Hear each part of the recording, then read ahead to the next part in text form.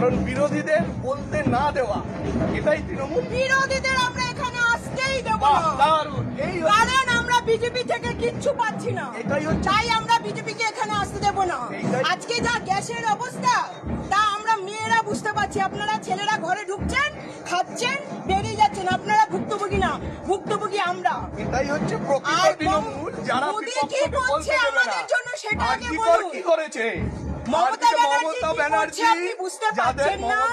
কি করে বলছে? আপনার স্বামী কোথায় কি কাজে করে যায়? বলছে?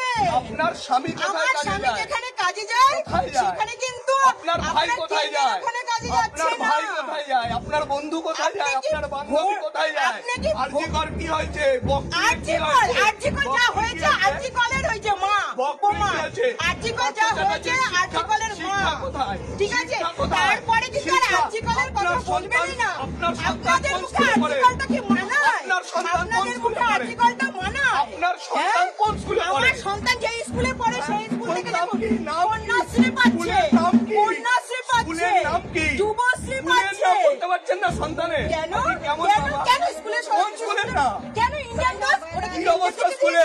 কেন কি কি স্কুলের অবস্থা? অবস্থা? কোনো কোথায় অবস্থা চিকিৎসা খারাপ হয়? নেই। কোথায় আপনি ভুল চিকিৎসা হয়? ভাবছেন। আপনারা কোথায় তো জানেন চিকিৎসা না হয়? আমাদের এখানকার অবস্থা, আপনি চিকিৎসা জানেন না। কোথায় হয়? আজকে মমতা ব্যানার্জি জন্য আছে কিনা সবাই বলেন, সামনে আসো, সামনে আসো। কোথায়? মমতা ব্যানার্জির জন্য আজকে চিকিৎসা সবাই কোথায় হয়? হয়েছে, চিকিৎসা নাহলে কি কোথায় হয়? অবস্থা? চিকিৎসা মমতা ব্যানার্জি আছে বলে চিকিৎসা হয়েছে। কোথায়? বাস্তবে? মমতা ব্যানার্জি আছে বলে চিকিৎসা বাস্তবে হচ্ছে। চিকিৎসা হয়। মমতা ব্যানার্জি আছে বলে আমরা খেতে পাচ্ছি। বলছি বাস্তবে। এবার ভাবুন, আপনি কি ভোট চাইতে এসেছেন না মমতা ব্যানার্জিকে নিয়ে আপনি কুৎসা ওঠাতে এসেছেন? আপনি তো সত্যি কুৎসা কথা বলুন। বললে। না ভোট চাইবো আমরা তো না। বলবো